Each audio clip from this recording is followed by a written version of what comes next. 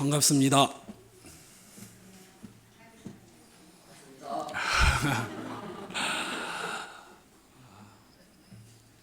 여러분을 만나면서 어떤 말씀을 나눌까 고민을 했습니다. 요한복음을 강의하다 갔는데 4장 마지막 본문부터 다시 시작할까? 아니면 관심을 가지고 있는 죽음에 대해서 좀 더 나눌까? 이런 생각을 하다가 그냥 가볍게 제가 시드니에서 겪었던 일들을 토대로해서 잠시 나누는 게 좋겠다, 이렇게 생각이 들었습니다. 그래서 3번에 걸쳐서 말씀을 나눌 텐데 그 중에 2번은 제가 시드니에서 경험했던 것을 바탕으로 하고, 한 번은 설립 주일이니까 교회와 관련돼서 나누려고 합니다. 처음 시드니를 갔는데 아이들과 친해져야 되지 않습니까? 서먹서먹하니까. 그런 시간이 조금 지나면서 제가 이게 운동을 해야 되겠다, 낮 시간보다는 밤에 운동하는 게 좋겠다. 그래서 교민 잡지를 쭉 보다 보니까 배드민턴 한인 동호회가 있어서 거길 문의를 해서 운동을 하러 갔습니다. 이게 그냥 일반 사람들이 모인 동호회인데 부르는 명칭이 특이한 겁니다. 집사님, 장로님, 권사님, 회장님이고 총무고 거기서 멤버들인데 그렇게 부르는 것이었습니다. 근데 저는 목사라는 말을 하지 않았습니다. 그냥 한국에서 휴가차 왔습니다, 이렇게 하고는 배드민턴을 치기 시작했습니다. 2주 정도 치다 보니까 사람들과 조금 친해졌습니다. 그 중에 집사님이시죠? 금요일날 저녁에 배드민턴이 끝났는데 한 선생님 한잔 하러 가시죠? 당황하지 않고 저는 술을 못합니다. 그러고는 우리 최장로님은 그 CCTV를 들어봐야 한다는데 거절을 했습니다. 그러고 나서 한 2주가 또 배드민턴을 치면서 지나갔는데 이번에는 다른 분이 금요일날 밤이었습니다. 내일 우리 멜번으로, 거기서 시드니에서 멜번까지 12시간입니다, 차로. 멜번으로 낚시를 하러 간답니다. 그래서 주일날 밤에 온답니다. 낚시하러 가시죠, 회도 먹고 그러시게. 그래서 너무 이상한 생각이 들어서 교회 권사님이시고 장로님이시고 집사님이신데 주일날 낚시를 가세요. 뭐 한두 번씩 받는 것이 뭐가 그렇게 됐습니까? 좀 즐기면서 살아야죠. 전 주일을 교회에서 보내려고 하니 저는 가지 않겠습니다. 그렇게 하고 이제 거절을 했습니다. 교회를 열심히 다니시네요, 그러시더라고요. 그리고 한 몇 주가 지났어요. 그런데 이제 거기에 배드민턴 동호회에 회장님을 뽑는 겁니다. 근데 편이 집사님이고 장로님이고 이런 분들이 편이 딱 갈라진 겁니다. 그래가지고 저를 자기 편에 이제 들이기 위해서 밥도 사주겠다, 커피도 사주겠다 불러내는 겁니다. 그때부터 이제 가지 않기 시작했습니다. 그때 문득 드는 생각이 그것이었습니다. 교회를 다니고 있는데 예수가 없구나. 직분을 가지고 있는데 예수 없이도 가능하구나. 이런 생각이 들었습니다. 그래서 배드민턴을 이제 가는 것이 주저주저 되니까 목사님들하고 친해져야 되겠다 싶어서 저는 테니스를 칠 줄 모릅니다. 테니스를 이제 배우기 시작했습니다.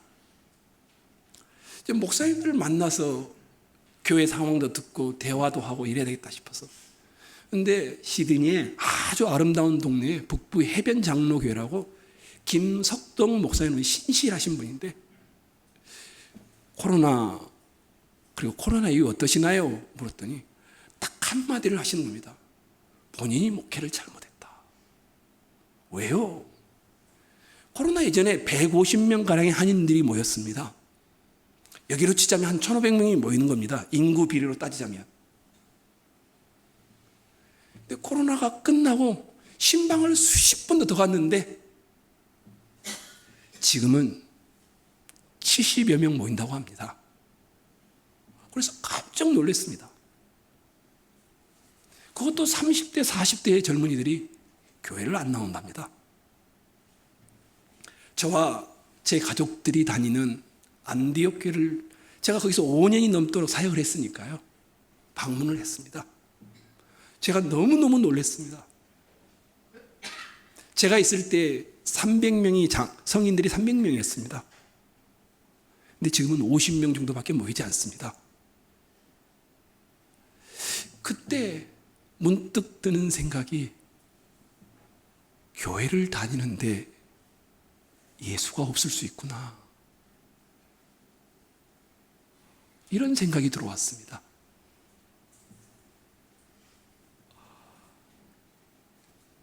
그러면서 성경에 이와 비슷한 사람이 누구일까 찾아보니까 니고데모라는 사람이었습니다. 어느 날 밤 예수님과 대화를 나누기 위하여 이 한 인물이 예수님을 찾아온 것이었습니다.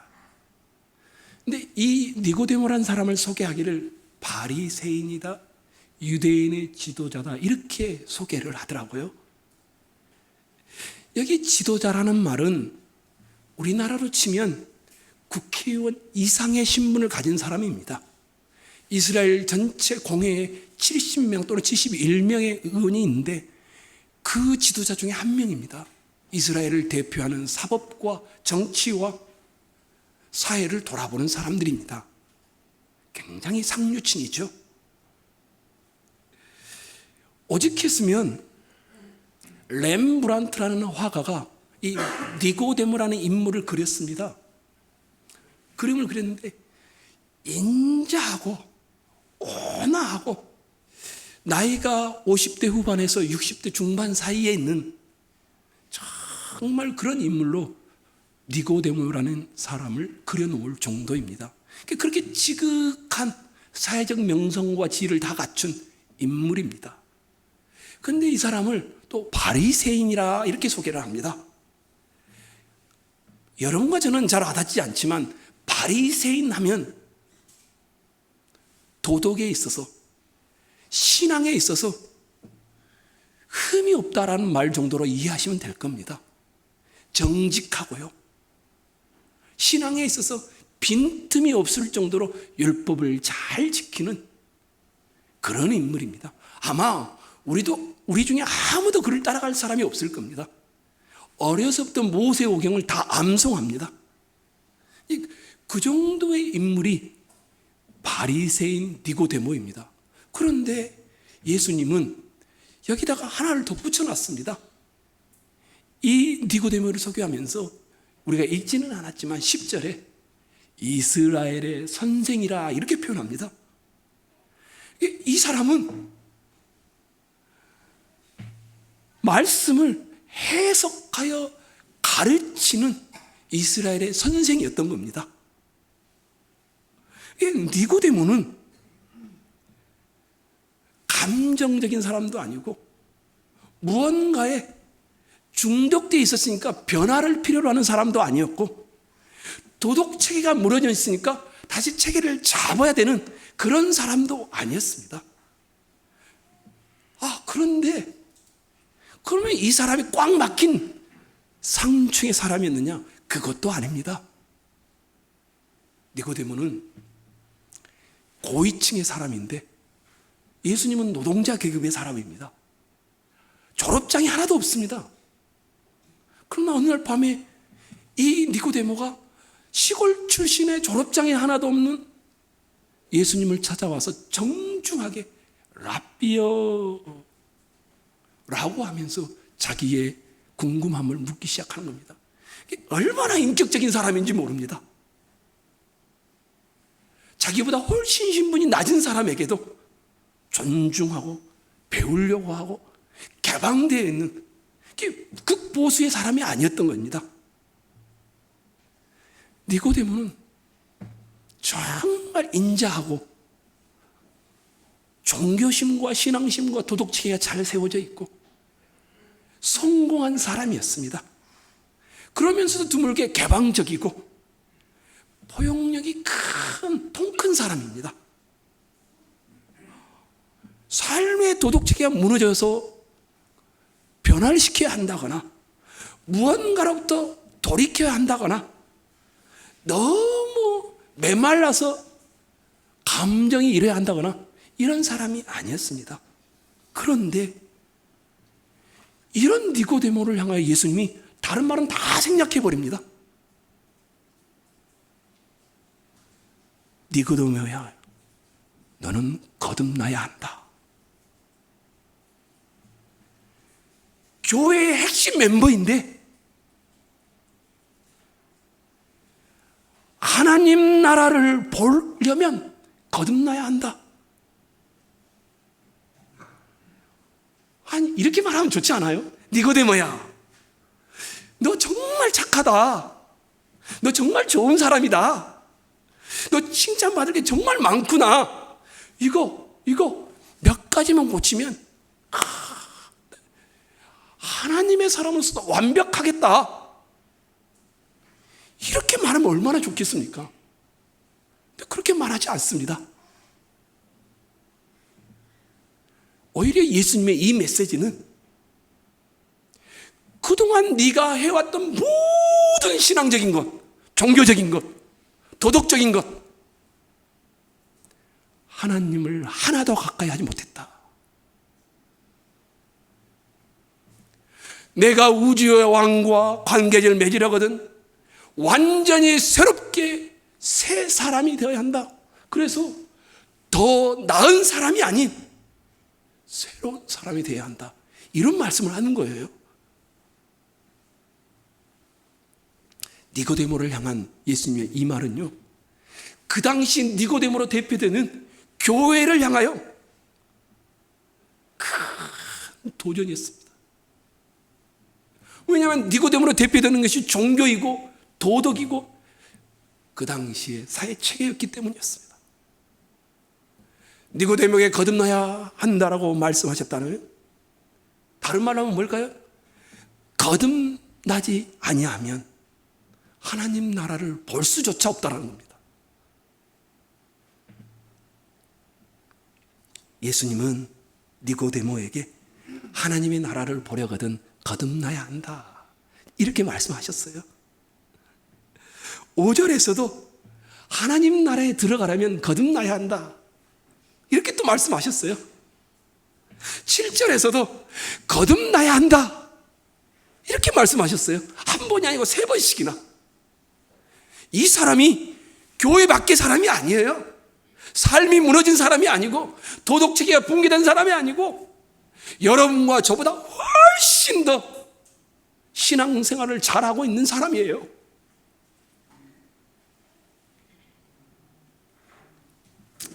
예수님이 말씀하신 하나님 나라는 뭘까요? 하나님 나라를 보려거나 들어가려면 거듭나야 한다 했는데, 니고데모가 이해하고 있는 하나님 나라는 뭘까요? 다 줄이자면 이사야 선지자가 했던 말을 유대인들은 그 당시 다 믿고 있었습니다. 언젠간 이 땅에 마지막 때 하나님이 오시면 새 하늘과 새 땅이 이루어진다라는 것이었습니다. 이것이 하나님 나라, 그 당시에 사람들이 이해하고 개념이고 생각이었습니다. 그래서 예수님도 마태복음에서 이런 말씀을 하신 적이 있어요. 세상이 새롭게 되어 인자가 자기 영광의 보좌에 앉을 때에, 이런 말씀을 하신 적이 있어요.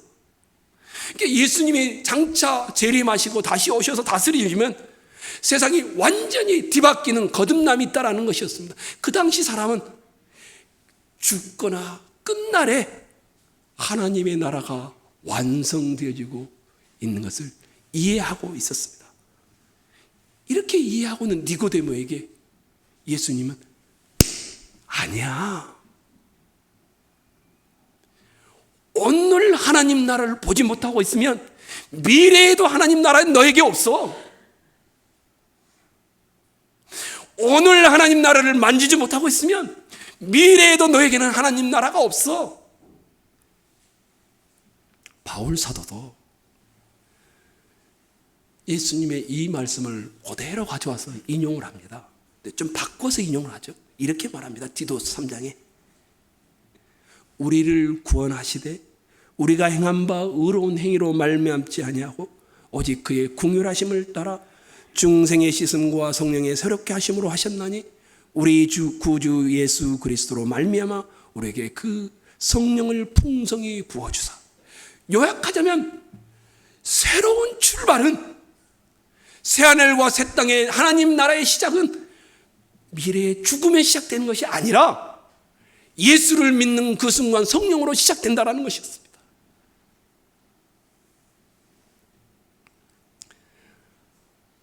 거듭나면 하나님의 그 장래에 있을 능력이 지금 여러분 속에 심겨진다라는 겁니다. 천지 만물을 치유하시고 마지막 때에 드러낼 그 영광스러움을 죽으면 맛보는 것이 아니라, 천국 가면 맛보는 것이 아니라 지금 여러분의 삶에 완벽하지는 않지만 맛보기 시작한다라는 겁니다. 거듭남은 미래에서 오는 겁니다. 우리가 미래로 가는 것이 아니라, 미래에 있을 일이 아니라 미래가 지금 여러분 속으로 들어오는 것입니다. 세상을 거듭나게 하시는 하나님의 능력이 지금은 우리 삶 속에 들어와 느리지만 확실하게 우리를 하나님의 아들 예수의 형상으로 바꾸어 가는 것이 거듭남입니다. 예를 들어 볼까요? 베드로가 어떻습니까? 줏대 없는 사람이었습니다. 겁쟁이였죠. 여러분 잘 알죠? 바울은 어떻습니까? 얼마나 무서운 사람인지 모릅니다. 스데반을 죽이는데, 돌로 치는데 거기에 찬성표를 던졌습니다. 자기가 믿는 신념을 위해서 다른 유대인들과 예수 믿는 사람들을 감옥에 쳐놓고 죽이는 일을 앞장섰던 사람입니다. 유대교의 열성분자였습니다. 그런데 거듭나니까 어떻게 합니까? 베드로는 용감한 사람이 되어집니다. 바울은 자애로운 사람이 되어집니다.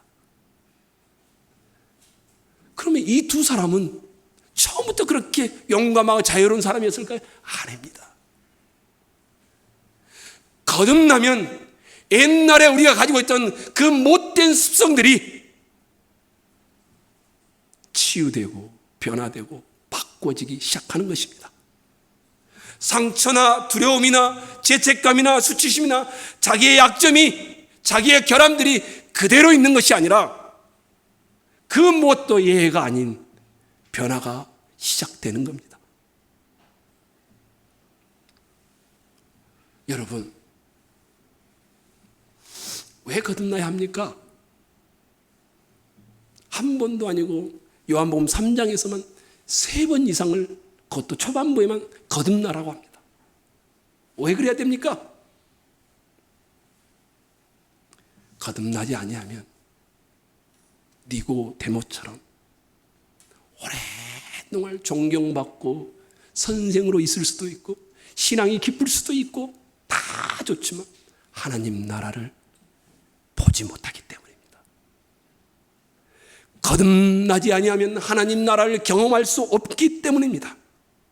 거듭나지 아니하면 하나님 나라를 볼 수도 없고 들어갈 수도 없기 때문입니다. 하나님의 나라는, 하나님의 나라인 천국은 미래이지만 오늘 경험해야 미래의 것도 경험해 가는 것입니다.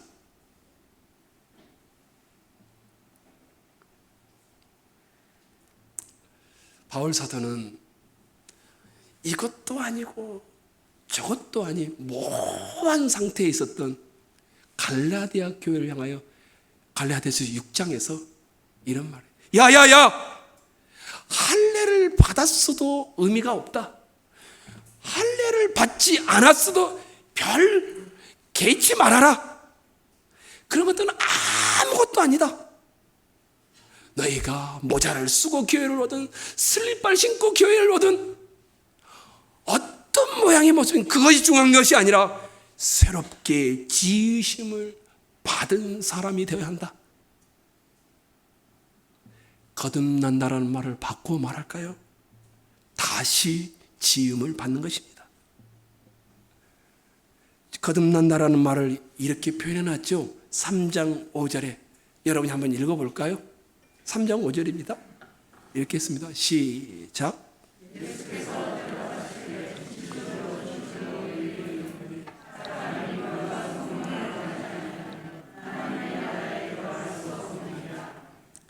예전에는 사람들이, 학자들이 이게 무슨 말일까? 거듭나려면 물과 성령으로 근데 요즘은 학자들이 많이 동의합니다. 번역을 달리 해야 된다. 이렇게 말합니다. 물과 성령으로 이게 아니고 물 곧 성령으로 거듭나야 한다. 에스겔서 36장을 그대로 인용해 온 것입니다. 에스겔서 36장의 이 물은 새 생명을 표현할 때 쓰는 단어입니다. 그러니까 우리 혜성이 태어났죠. 저는 아직 보지 못했는데 우리 원영이, 우리 은채, 또 뱃속에 아이들이 있죠. 다시 태어난다라는 말입니다. 새 생명이 주어진다는 의미가 이 거듭난다라는 말입니다. 새로운 감각, 새로운 정체성, 이걸 갖기 시작했다라는 말입니다. 거듭나면 처음에는 모르는데 갈수록 감각을 느낍니다. 아이를 키워보셨으니까 아시죠? 빛도 처음에는 잘 모르는데 엄마 아빠도 잘 모르는데 감각을 가지게 됩니다. 그래서 거듭나야 하나님 나라를 뭐 한다고 합니까? 볼 수 있다고 합니다. 볼 수 있다. 식물을 포함해서 모든 생명체는 나름대로의 환경에 대한 자각을 가지고 있습니다. 인간에도 오감이 있어서 아기가 태어나면 빛과 소리와 촉감과 냄새와 맛 등을 통하여 새로운 감각이 생겨나기 시작합니다. 거듭남이 똑같다라는 겁니다. 그래서 이 단어를 쓴 겁니다. 여태까지 이해할 수 없었던, 자기가 왕이 돼서 살아왔던 그런 사람이 하나님과 자신과 세상에 대한 진리를 지적으로만 이해했던 사람이 새롭게 느껴지기 시작합니다. 하나님은 당신을 사랑합니다. 수천 번을 들었었는데 어느 날 이게 나를 향한 말이었구나. 자기 것으로 들리기 시작하는 겁니다. 하나님은 거룩하십니다. 이 말이 정말 추상적이었는데 어느 날 하나님의 거룩함 앞에 자기의 불결함이 싹 드러나면서 정직해지기 시작합니다. 거듭난 사람은 시각이 새로워집니다. 감각이 새로워집니다. 뿐만 아니라 새로운 정체성이 생기기 시작합니다. 그래서 영접하는 자 곧 그 이름을 믿는 자들에게는 하나님의 자녀가 되는 권세를 주셨으니 이는 혈통으로나 육종으로나 사람의 뜻으로 나지 아니하고 오직 하나님께로부터 난 자들이니라. 무슨 말입니까? 혈통. 우리 집안은 대대로 기독교 집안이었어. 아무 의미가 없다는 겁니다. 육정, 나 그래도 능력 있는 사람이야. 그걸로 되지 않는다라는 겁니다.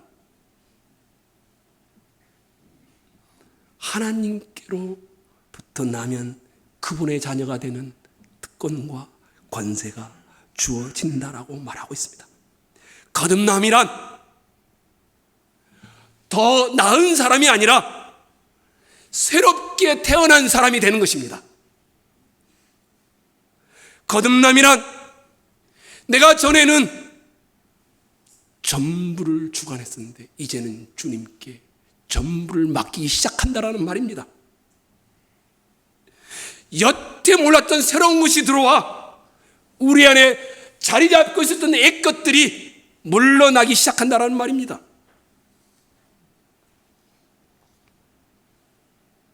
그 일을 예수님이 하신 것이었습니다. 이 말의 의미를 오해하지는 마세요, 여러분. 거듭났다라고 해서 갑자기 내가 전라도 출신이 경상도 출신이 되는 출신이 바뀌거나 사회적 지위가 바뀌거나 이런 의미가 아닙니다. 전에는 내가 얼마나를 가졌느냐, 내가 어느 위치에 있느냐, 내가 어느 대학 출신이냐, 이게 너무너무 중요했고 자기를 드러내는 길이었는데 이제는 그게 아무런 의미가 없는 겁니다. 나의 최고의 것은 하나님의 나라가 되어 있는 사람이라는 말입니다. 십자가에서 우리 죄가 예수님께 다 옮겨졌습니다. 우리의 인생 일에게 걸맞는 당연한 죽음의 결과가 예수님이 다 당하신 것이었습니다. 그래서 예수님을 믿으면 예수님의 그 모든 것이 우리의 것이 되어집니다. 예수님의 모든 인생의 이력이 나는 하나도 하지 않았는데 내 것으로 하나님이 삼아주시는 것입니다. 그래서 하나님은 그 아들을 사랑하신 같이 우리를 사랑하신다. 요한복음 17장에 이렇게 표현하고 있습니다. 여러분이 오늘 조광사님과 함께 고린도후서를 읽으셨죠. 그리스도 안에 있으면 좀 더 나은 사람이 된다고 합니까? 아니죠. 이전 것은 지나갔으니 보라 새 것이 되었도다. 그 전에 그리스도 안에 있으면 너는 뭐라고 합니까? 새로운 창조물이다. 다른 인종과 사회적 계층의 사람들을 대하는 태도가 달라집니다. 피부색이나 사회적 지위는 더 이상 자기의 정체성을 지배하지 않습니다. 배우지 못한 사람 앞에서 겸손하게 배우려고 합니다. 건강하지 못한 사람 앞에서 더 겸손하게 그를 섬기려고 합니다. 사회적 지위 때문에 무시했을 만한 사람이 이제는 이 새로운 정체성 때문에 존중하고 작은 것 하나를 배우려고 하는 것입니다. 거듭남은 많은 사람이 그렇게 이해를 하고 계시더라고요. 내가 조금 부족한데 하나님이 좀 도와줘서 좀 채워 메꿔줘서 마치 하나님의 부양책인 것처럼 그런 개념을 가지고 계시더라고요. 아닙니다. 거듭남은 내 몸 안에 좀 혼란스러운 것들이 많이 있는데 비타민이 싹 들어와서 이 노폐물들을 다 빼내듯이 그런 정도로 생각하시는 분이 참 많더라고요. 아닙니다. 하나님의 사랑의 비타민제가 거듭남이 아닙니다.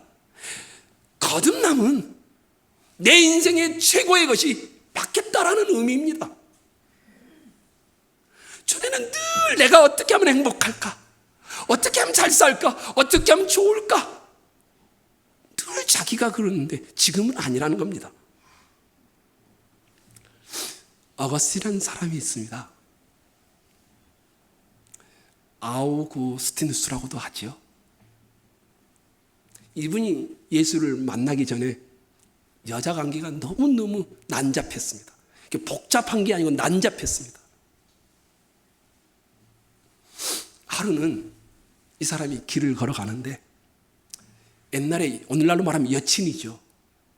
잠자리를 같이 하고 같이 즐겼던 한 여인이 다가와서 인사를 하는 것이었습니다. 근데 이 아우구스티누스가 아주 정중하게 예의를 갖추어서 다소 거리를 두고는 이제 이렇게 고개를 숙였어요. 그러니까 이 여자분이 어리둥절해 하는 겁니다. 그리고는 이 어거스틴이 작별을 하고 가려고 하니까 이 여인이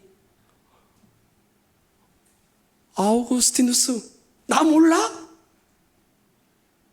나야 나 당신의 여친이야. 그랬더니 이 아우구스티누스가 이렇게 말합니다. 웃으면서 그의 얼굴을 보면서 알지요. 제가 왜 모르겠습니까? 그런데 이제 제가 당신이 알고 있는 그때의 그 사람이 아닙니다. 그를 가장 중요하게 여겼던 쾌락, 중요하게 여겼던 것들이 바뀌었다라는 의미였습니다. 그러면서 이분이 이렇게 말합니다. 거듭난 사람은 사랑의 순서가 바뀐다.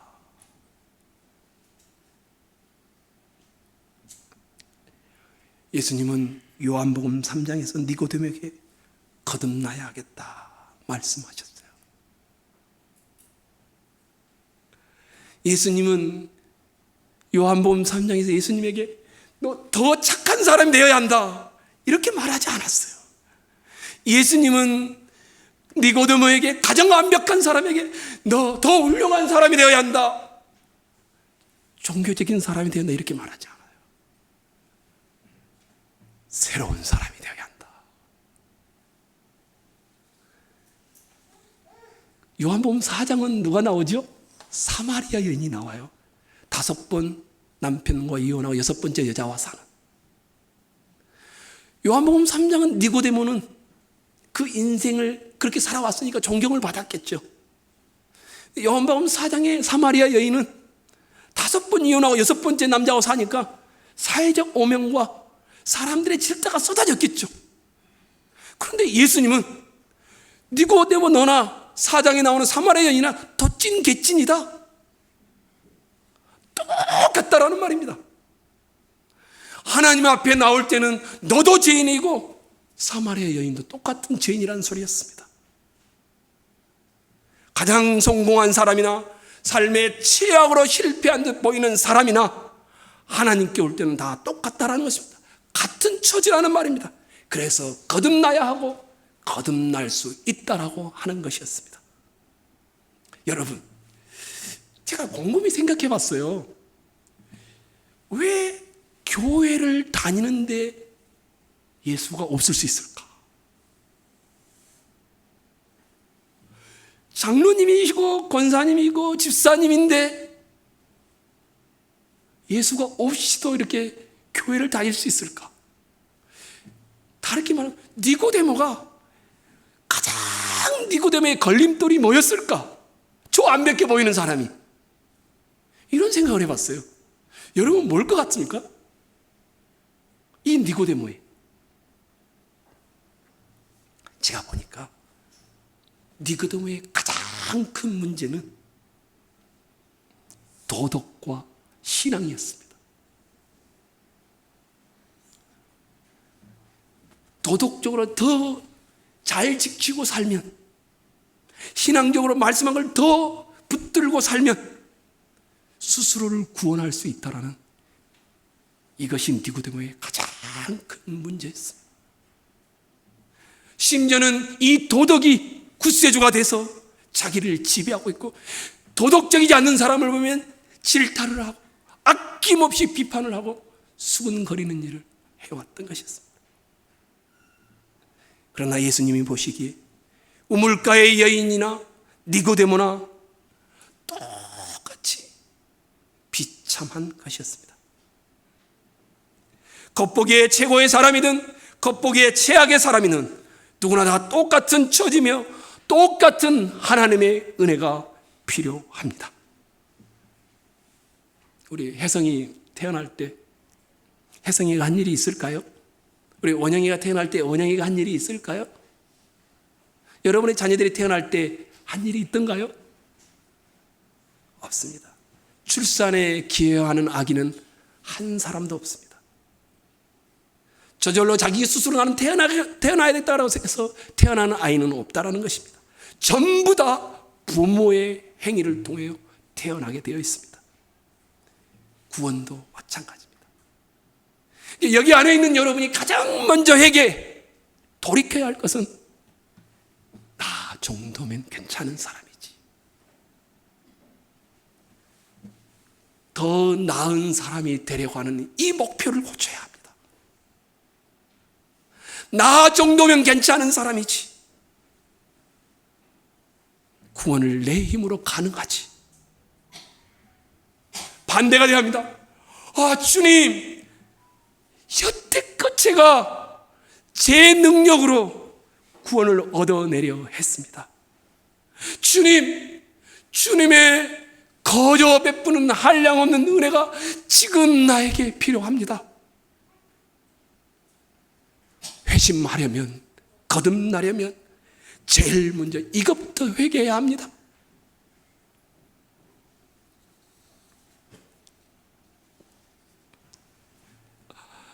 이게 제가 여러분과 나누었던 말씀에 대한 전부 해석입니다.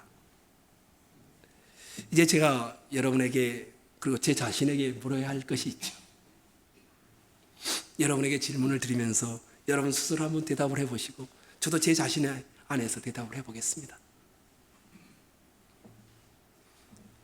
하나님 나라가 현재 보여지십니까?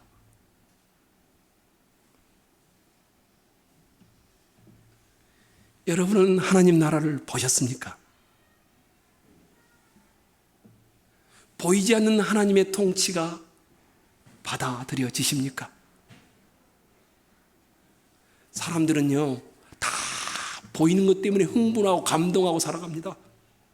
보이는 것 때문에 욕심이 생기고, 보이는 것 때문에 자랑하고 싶고, 보이는 것 때문에 흥분합니다. 보이는 것을 쟁취하게 미움이 생기고, 전쟁이 생기고, 싸움이 일어납니다. 스트레스를 받기도 합니다. 하늘의 놀라운 하나님의 나라가 보여지십니까? 만약에 그렇지 않다면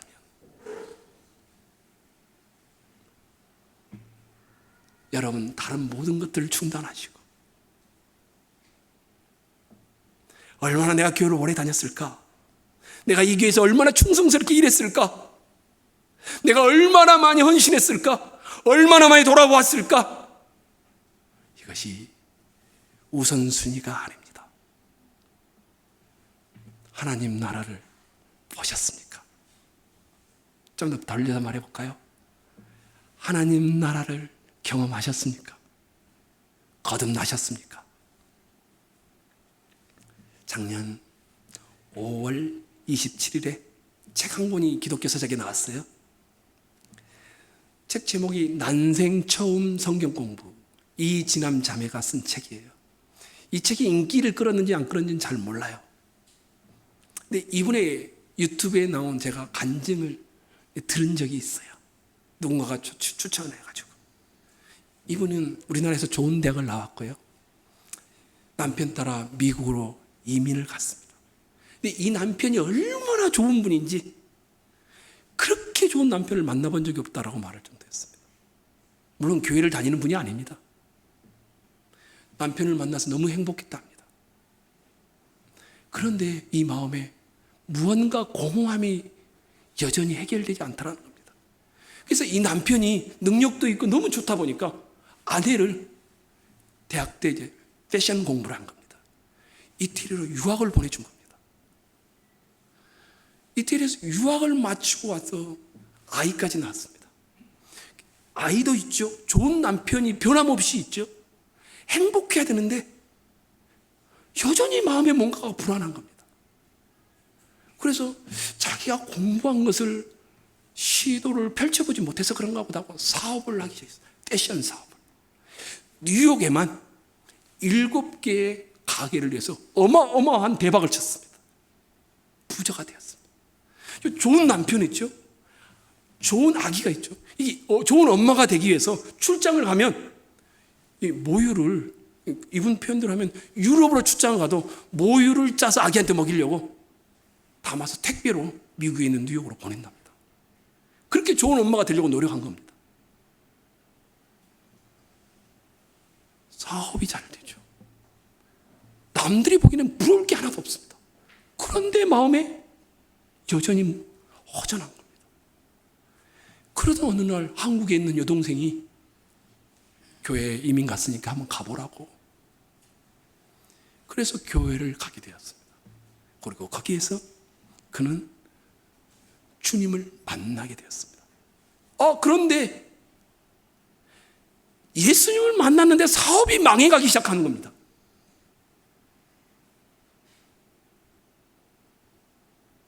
나중에는 이분이 시간이 지나면서 사업이 다 망했습니다. 사업이 망해가면서 이분이 했던 일이 성경을 보기 시작했습니다. 그리고 성경을 보고 봐서 10년 정도 걸렸는데 그렇게 보고 나니까 눈이 열리더라는 겁니다. 이분이 그렇게 말했습니다. 사업이 망하고 경제적인 것이 쪼그라든 것이 나에게는 은혜였습니다. 신앙의 눈을 뜨기 시작했기 때문입니다. 그리고는 이분이 성경이 읽어지네, 우리 오후에 우리 이미영 사모님과 하잖아요. 거기서 공부를 하고 책을 잡고는 나중에 난생 처음 성경 공부라는 책을 내고 유튜버로 활동을 하고 있습니다. 여기 계신 여러분, 여러분은 다시 태어나셨습니까? 예수님은 3장에서 다시 태어난 것에 말씀하셨잖아요.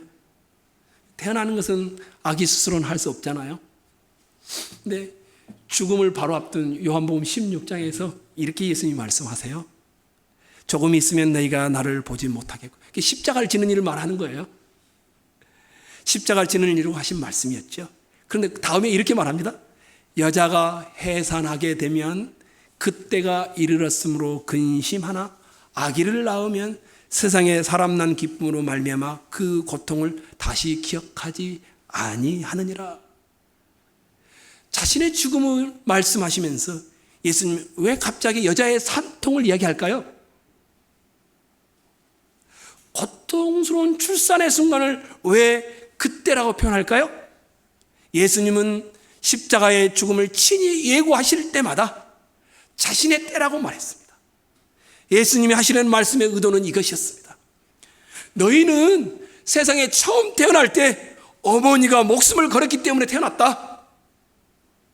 너희가 육의 생명을 얻었을 때도 그렇듯이 두 번째 생명을 얻기 위해 내가 너희를 위하여 목숨을 걸고 목숨을 버렸기에 너희가 새로운 태어남이 있단다. 이 말을 하는 것이었습니다. 예수님은 말 못한 고통을 겪는 산모도 아기를 보는 순간 기뻐서 어쩔 줄 모른다라고 말씀하시면서 자신이 당당하게 십자가 짐으로 인하여 거듭난 사람들이 다시 행복해지는 것을 보고 싶다라고 이야기하시는 것입니다. 내 고통보다 너희를 보는 그 기쁨이 더 크기에 내가 이 십자가의 고통을 당한다라는 것입니다. 내가 모든 고난과 고문과 죽음을 기꺼이 당한 것은 너희를 향한 기쁨이 훨씬 크기 때문이라는 것이었습니다. 교회를 다니는데 직분을 가졌는데 도덕적으로 문제가 없는데 예수가 없을 수 있습니다. 여기 계신 여러분, 하나님 나라를 보기를 소망합니다. 함께 우리 잠시 기도하는 시간을 갖겠습니다. 기도 제목은 세 가지입니다. 잠시 눈을 감으시고 나는 하나님 나라를 본 사람인가? 주님께 대화를 한번 나눠보십시오. 나는 하나님 나라를 보았는가? 두 번째는 나는 거듭났는가? 그리고 마지막은 지금 나는 하나님 나라를 능력으로 경험하고 있는가? 이 세 가지를 기도 제목 삼아서 기도하도록 하겠습니다. 기도하시겠습니다.